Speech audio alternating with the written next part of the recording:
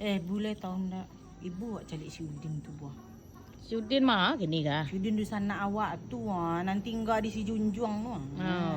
Tu menganya tu. Ibu lah awak petang tu nya ngeceknya nak duit. Untuk kanaknya sekolah ceknya nak duit dah. Tak ada pitihnya ciknya.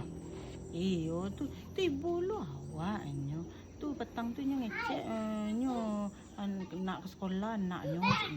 Tu minjamnya pitih agak 5 juta minjam. Banyak mah. Banyak tu kecewa kalau 5 juta nak tu. Tapi kalau 2 juta lagi tu kecewa kan. Emang bahas si Udin tu. Si Udin tu ciknya susah anaknya pindah sekolah, nak kuliah ciknya. Den. Nak tahu baca cerita dah.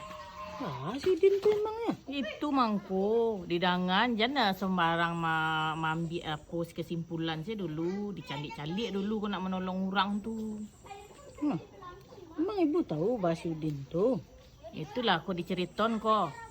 Lain nak kata juik. Bila berakali meminjam tu bagi saya de ibu lo kan apa awak de ibu kayaknya biarlah gih lah nyo apa awak maginyo baratang tu dah 10 juta tu nyagih petang tu nak keceknya anak ndak ada biaya masuk kuliah dia gih de apa awak.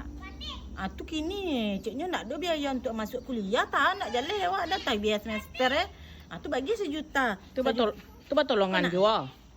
Awak tolong enggak 1 juta, nak 1 juta lagi tu tentu.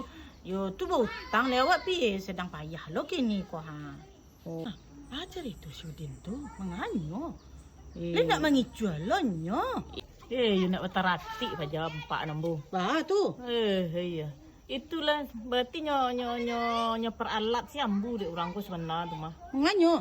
Ndak tahu ambu dah. Ndak. Patang saya nampak dewaknya kadialer pe maluto nampak dewak. Astagfirullahalazim. Tu bacanya anaknya nak ada biaya kuliah. Itu mangko dicalik dulu kamu nyalang orang tu. Inyo ado awak indak. Ya.